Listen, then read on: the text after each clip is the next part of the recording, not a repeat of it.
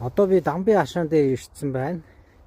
За энд би 8 сард энэ хашаанаас дээж авч савханцар гидсний савханцар бактери буюу E. coli-гийн тест авч үзсэн. За тэгэхэд бол E. coli бактери байсан.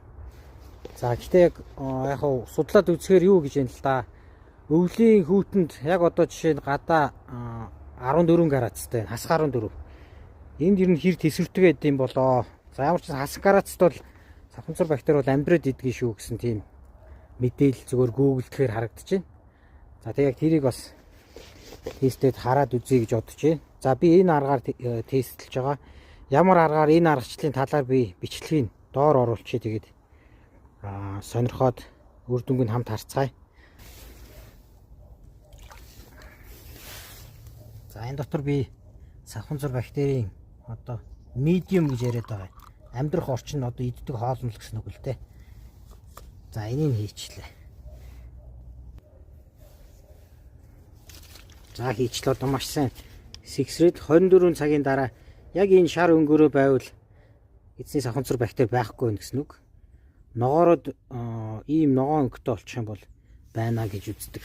48 цагийн дараа Дамбын хашаанаас авсан дээж.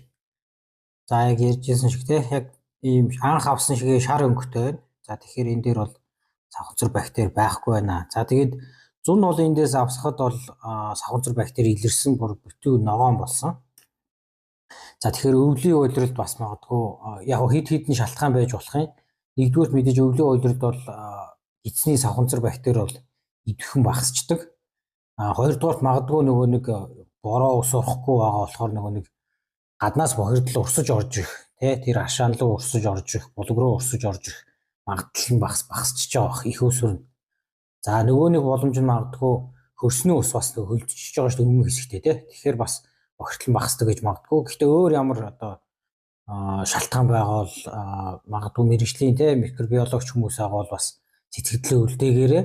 За тэгээд би бол боломжтой бол ер нь бол энэ иймхүү тестийг өвлийн уйлрал, хаврын уйлрал, зуны уйлрал, намрын уйлрал гэдэг ингээд өөр өөр цагуудад аваад авах хэрэгтэй юм байна гэдгийг бас бодож байна. Яг